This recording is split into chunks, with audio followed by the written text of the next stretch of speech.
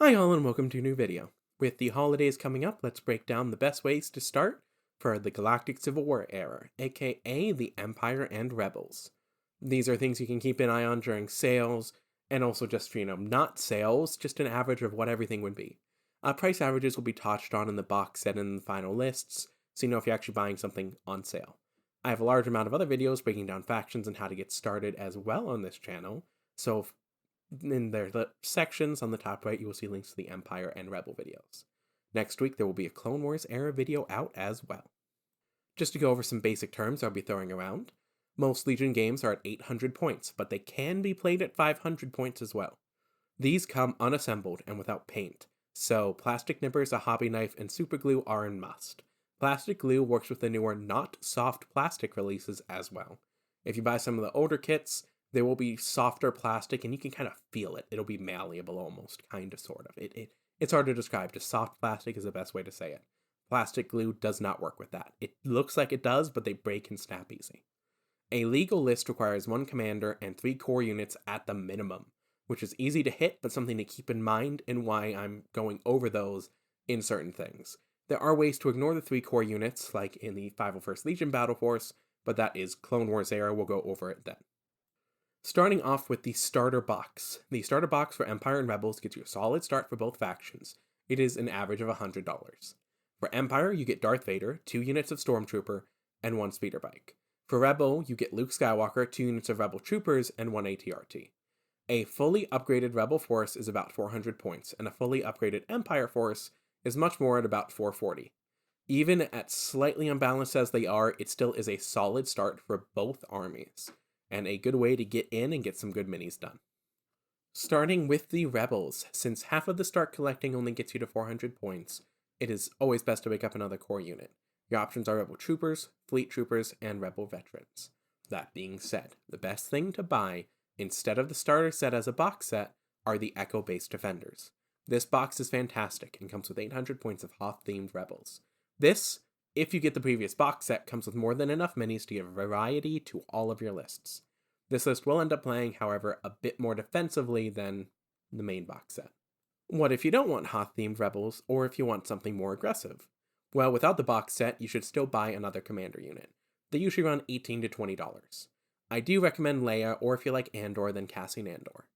However, every single one of the original trilogy main characters is a commander, so that's always an amazing thing to take and a good bet if you like those characters.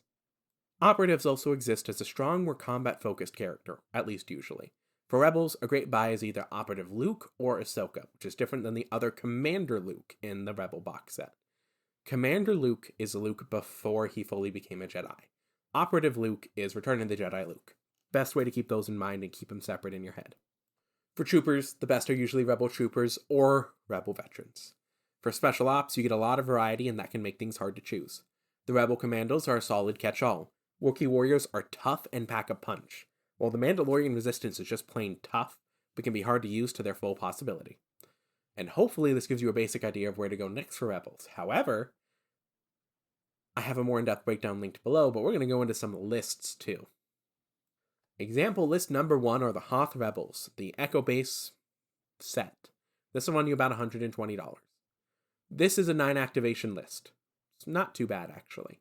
It comes with Leia Organa, R2-D2 with C-3PO, 4 units of Rebel Veterans, a laser cannon team, and 2 units of Tauntaun Riders.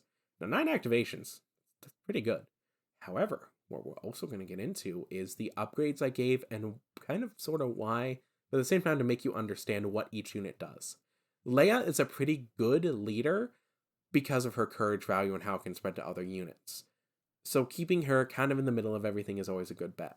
R2-D2 will get you victory points, which you don't get many victory points in a lot of games. So keeping him safe is a priority. And he's easy to keep safe because it's just him and C-3PO. The Rebel Veterans are very defensive. I gave them the CM-0/93 Trooper upgrades, which gives them a nice, big, stronger gun. I also gave them Rebel Veterans as well. Offensive Push, Environmental Gear, and Fragmentation Grenade are kind of just other things that add on to the units. You really don't want to put this many things on units, because upgrading them this much, I mean, it can be good depending on the list, but 1 or 2 slots is usually enough, not all of them. However, I kind of had to do it for this. The laser cannon team is a cheap zone controller. It has impact 3 with the overcharged generator, which means it can punch through vehicles decently well. It is just going to sit somewhere on the field, and everywhere it can hit is going to get hit if something moves in front of it. The Tauntaun riders kind of act as speeder bike riders, which means you kind of want to hold them back first turn, run them around because they technically count as vehicles. They can't really take advantage of cover, and just have them charge into things or mess with things turn 3 or turn 4 when the enemy is more spread out, and you can kind of swoop them into like the back lines and mess with objective control. That just kind of gives you a general idea of how to run echo-based defenders, and I feel like I might be repeating myself some with these lists, but I want to give ideas here and let you know why things are built certain ways as well. Because I'm trying to also treat this kind of as a, newer player idea of why you want to buy these things. Up next is a semi-more competitive list. If you were to swap out the Rebel Troopers with some Rebel Vets, you would have what a lot of people are running right now, actually.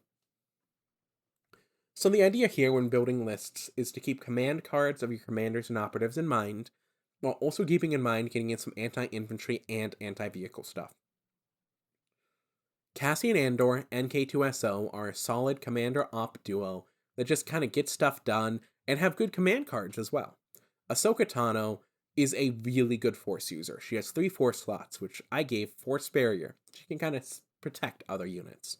Burst of Speed, she can run really fast once. An offensive stance, which can switch to defensive stance, which helps her spam dodge tokens, which is very useful for Ahsoka as she does a lot with dodge tokens. The Rebel Troopers, one is built with a Medroid and the others are just built with Z6. The Z6 Troopers give them 6 extra white dice. This gives them a large field of fire that lets them be anti-infantry. The Rebel Pathfinders have POW, up close and personal, and the A300 config. POW is anti-vehicle. Up close and personal gives them dodge tokens if they're within 1 to 2 range. Rebel Pathfinders can forward deploy, or super move forward, I should say. So they are good. Wookiee Warriors have tenacity and situational awareness. This allows them to get a little bit better on saves, and also do better in melee when they're hurt. The Laser Cannon team does the exact same thing it did before. It's just like a nice little piece of zone control. This is almost a competitive list, but I did my best to also keep it casual because, you really don't want to come and show up with a full competitive list your first day of learning to play. That can rub people the wrong way. Example list number 3 are Lando's Tricks. This is building off of the box set a little bit. It is going to be $220 if you were to buy the box set. Without, it's going to be about $215, $220. And again, these prices were built off of the Amazon prices or deals I could find on right now outside of holiday season, because some local game stores sell these on discount regularly. Lando has an amazing thing called I've Altered the Deal, where it just lets them bring 3 extra command cards, which are, nice little buff things you can give your people. This means this list can run 10 command cards instead of 7, which is fantastic. So I brought Lando as the commander for this reason. Luke, Operative Luke, is the next best, if not equal to, slightly better than Ahsoka Jedi that the Rebels can run. Some Rebel Troopers to bring it out and fill it in solidly. A Commando Strike team with a Sniper. Mandalorian Resistance with a Beskar Duelist and up close and personal. The Laser Cannon team. And the AT-RT with a Laser Cannon. The AT-RT and the Laser Cannon team are your best anti-vehicle in this list that is not Luke Skywalker. The Rebel Troopers, however, are built with 2 Ion Troopers in there as well. What the Ion Trooper does is it allows you to disable vehicles and make it so they can't do anything.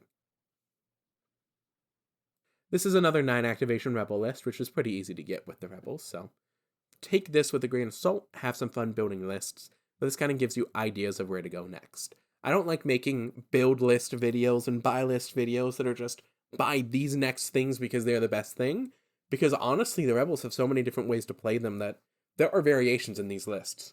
Yeah, there are a lot of Rebel Troopers, but let's say you wanted to lean into zone control a lot more. Just buy a lot of Fleet Troopers, a lot of Laser Cannon teams, and boom, you have a whole bunch of things on standby, which means the enemy can't move towards you without getting shot. So, build it the way you want to, play the way you want to. That is the point of these games.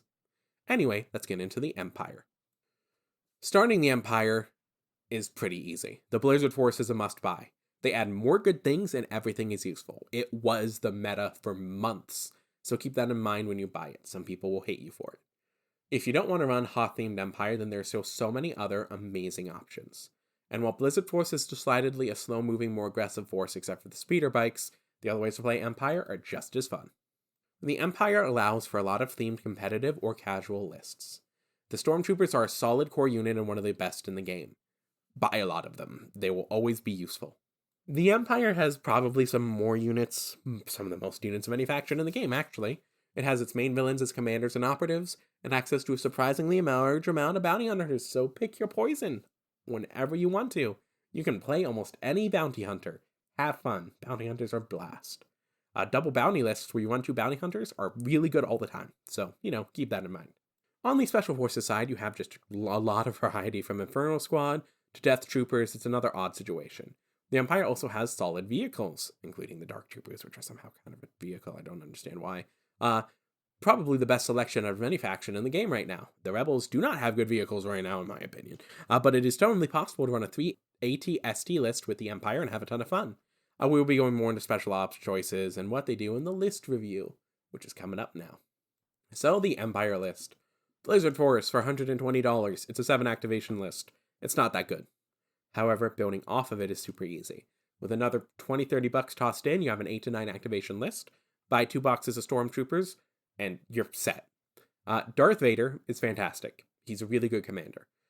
Snowtroopers have ion cannons and flame troopers. Flame troopers are super anti-infantry. Ion cannons are anti-vehicle. I don't think the ion is as good as other anti-vehicle, but, teach their own. The Snowtroopers are fantastic. We have 2 speeder bikes and the AT-ST, which I also upgraded with General Whisk because you can. The AT-ST is a beast of a machine, and you can run these as a lot of different ways. You can also run them as Tempest Force, which is 3 AT-STs. I love that list. It's great. It's fantastic. Like I said, the Empire allows for the most theme variation out of any list. In this list, what you're looking at is a solid lightsaber wielder who is always strong, and that is Darth Vader. The 3 Snowtroopers, which serve as anti-vehicle and anti-infantry. The 2 speeder bikes, which are used to harass on turn 3 and 4 usually. Deploying them and super committing them before turn 2 can sometimes be a mistake. And then you have the AT-ST, which is really hard to take down, can survive more than it looks like it can survive, and has a crap ton of gun choices that let you choose the best thing for the situation and blast the enemy off of the board. Next, you have the Stormtrooper Battle Line, which costs about $182. That is including the box set, of course. The only things we're buying are Boba Fett, 2 units of Stormtroopers, and the Death Troopers. Other than that, everything else comes in the box set. We have Darth Vader again, for the same reasons as before. Force Choke is a dark side exclusive thing, by the way, and Saber Throw gives him a ranged attack. Boba Fett is Boba Fett. Up close and personal and offensive push give him a lot of extra strength. Offensive push gives him a free aim token, by the way, but you can only really do it every once in a while in the game because it has to recharge, he has to recover. Stormtroopers are fantastic. I gave one of them an anti-vehicle gun. I gave the other an anti-infantry gun and targeting scopes. I gave the others T-21s, which are semi-anti-vehicle in that they can convert to crits, but in reality, they're more anti-infantry. They just can maybe do something to a vehicle. You have 1 unit of speeder bikes because it came in the box set, and then you have the Death Troopers with the DLT-19D. They are Death Troopers. They are just good at being good Death Troopers. In this list, your anti-vehicle is actually Boba Fett with his command cards and Darth Vader. Those are going to be your focuses. That's what you're going to charge up to vehicles. The Rocket with the HH-12 Stormtrooper can get some work done, and the T-21s in a pinch could maybe pin down a smaller vehicle and destroy it. But for an 8 activation Empire list that you're really not spending that much money on, it's actually kind of cheaper if you don't get the box set, because Vader is 18, the Stormtroopers you can find for like 24 a piece, and then the speeder bikes you can probably find for about 25 to 26 a piece. That's if you don't buy secondhand. So it gets close enough if you want to start Empire or Rebels, buy the box set so you have the option to do the other. Plus, in my opinion, it's always good to have 2 armies because then you can demo it to some friends. That's always the plus there. Don't wargame alone, people. And the final example list is Scarif. We have Director Krennic, who is Director Krennic.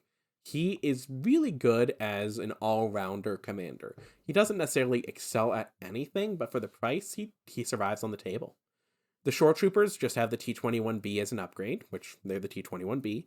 The Mortar Troopers can actually be decently anti-vehicle as well.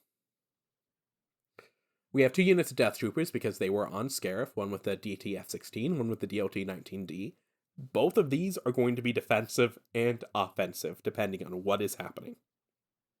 And we have the Occupier tank with with First Sergeant, Arb Mob, and the DLT-19 Rifle Pinto. The Rifle Pinto is a bit more anti-vehicle, so that gives you a secondary source of it. Hopefully this gives you an idea of what to buy if you want to start Star Wars Legion. After the next buy guide is up, the next few videos will be focused on new players and different tools and paints.